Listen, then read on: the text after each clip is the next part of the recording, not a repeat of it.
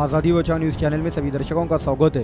योग्यता प्रमाण पत्र नूतनीकरण के लिए देरी करने पर 50 रुपये प्रतिदिन फाइन लगता था, जिसको लेकर कोर्ट में सुनवाई हुई, जहां 2 अप्रैल 2024 से फाइन आकारने को कहा गया।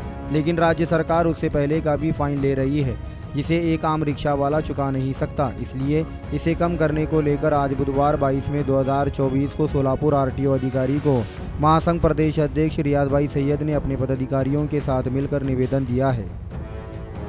आज या ठिकाणी सर्व चालक बांधव, रिक्षा चालक असो किंवा मोठे वाहनाचे चालक असो, त्यांनी आज या ठिकाणी निवेदन दिलेले आहे। या निवेदनामध्ये जसे आमचे अध्यक्ष आणि आमचे मोठे मामा यांनी सांगितले त्याप्रमाणे आम्ही जे परिपत्रक दिनांक आहे 17 मे 2024 पासून दंड आकारण्यात यावा आणि त्या मागील जे पण दंड आहे ते परत करावा आणि ते रद्द करावा अशी मागणी केलेली आहे।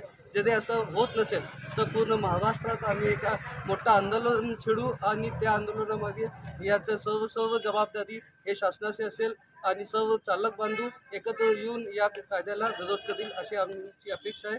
जय हिंद, जय महाराष्ट्र, जय महाराष्ट्र। राज्य परिवहन प्राधिकरणाने या ठिकाणी केंद्रीय मोटर वाहन कायद्याचा आधार घेऊन या वाहनाच्या पासिंगवर विलंब शुल्काची अट केली होती। त्या विलंब शुल्कास मान्य उच्च न्यायालयाने स्थगिती दिली असल्यामुळे 2017 साली तेव्हापासून आजपर्यंत या विलंब शुल्काची आकारणी केली नाही।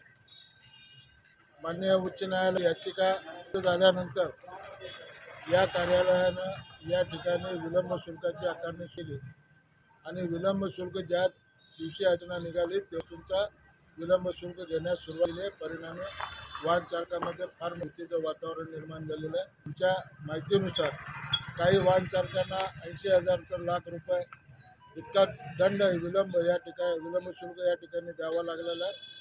परिस्थिती अतिशय गंभीर आहे। अशा परिस्थितीमध्ये माननीय परिवहन आयुक्ताच्या परिपत्रकानुसार कुठलाही विलंब शुल्क पूर्वलक्षी प्रभावाने घेण्याचं प्रयोजन नसताना हे कार्यालय या ठिकाणी पूर्वलक्षी प्रभावाने दंडाची वसुली करत आहे। हे अतिशय बेकायदेशीर और निषेध आहे। याचा मी तमाम रिक्षा संघटनेच्या वतीनं या ठिकाणी निषेध करतो आणि आज आम्ही या ठिकाणी मागणी केलेली आहे शासनाकडे व प्रशासनाकडे की या विलंब शुल्काबाबत तातडीनं निर्णय घेण्यात यावा।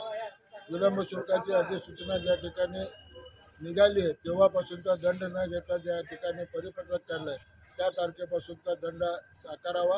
तो मागील दंड जे वाहनानं केलेला आहे तो दंड परत द्यावा अशी मागणी या निमित्तानं आम्ही मान्य प्रशासनाकडे केलेली आहे।